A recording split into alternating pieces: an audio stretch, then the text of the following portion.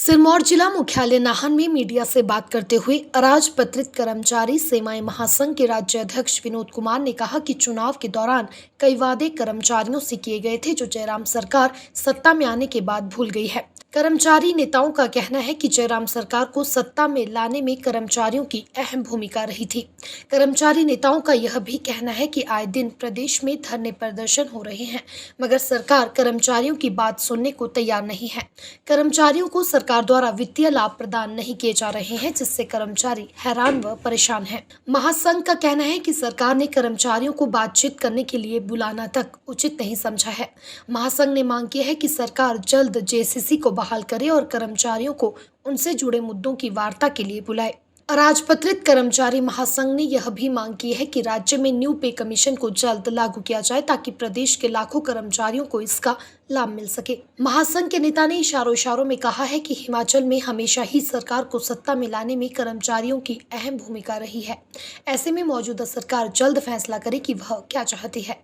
हिमाचल प्रदेश अराजपत्रित कर्मचारी सेवाएं महासंघ ने बार बार सरकार से यह आग्रह किया है, मुख्यमंत्री जी से आग्रह किया है कि सत्ता में आने के लिए जो आपको समर्थन कर्मचारियों का मिला है और आपने सत्ता में आने के लिए जो कर्मचारियों से वादे किए हैं और पूर्व सरकार को जब सत्ता से बाहर कर्मचारियों के द्वारा हुआ और आपसे उम्मीदें थी, परंतु वर्तमान में पिछले 4 साल का लगभग कार्यकाल इस सरकार का होने जा रहा है, वो उम्मीदों पर सरकार ने अभी तक तो पानी फेर दिया है।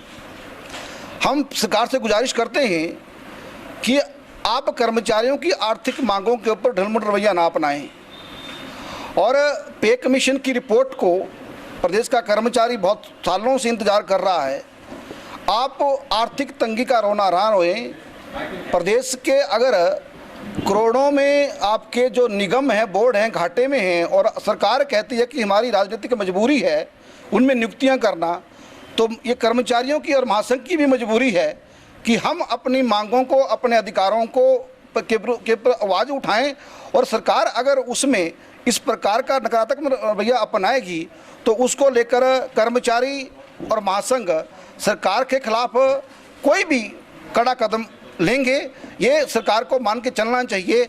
आप दबाव की राजनीति करके सरकार ये ना समझें कि कर्मचारी भयभीत हो जाता है। वो अपने केवल जो उसके एक वैधानिक अधिकार हैं, कुछ फालतू नहीं मांगा जाता है। सरकार को हमेशा कर्मचारियों ने समर्थन किया है, चाहे वो कोरोना का संकट हो या कोई और परिस्थितियां हो। सरकार कर्मचारी ने अपनी तनख्वाह भी कटवाई है, डीए फ्रिज को भी एक्सेप्ट किया है, परंतु ये तो नहीं होगा कि आप जब भी कर्मचारियों की आर्थिक मांग की बात हो तो आप ये कहें कि हम विकल्प तलाशेंगे।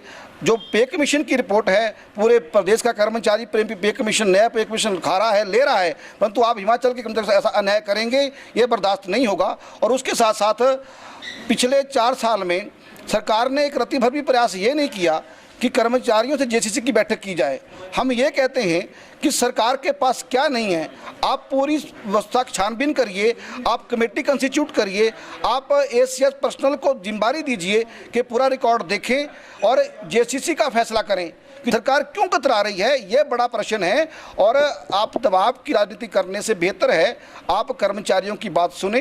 कर्मचारी महासंघ का ये भी आज बहुत बड़ा चिंता का विषय है कि ये जो ग्रुप बने हुए हैं, इन ग्रुपों के कारण प्रदेश का जो वर्क कल्चर है वो कहीं ना कहीं बहुत ज़्यादा डैमेज हो रहा है और दफ्तरों के अंदर हालात ऐसी है कि नियंत्रण से बाहर होती जा रही है। अधिकारी बेकाबू हैं, कोई नियंत्रण नहीं है। इसका सबसे बड़ी वजह यह है कि आप जो एम्प्लॉय लीडरशिप है उससे आप बात करने को तैयार नहीं है।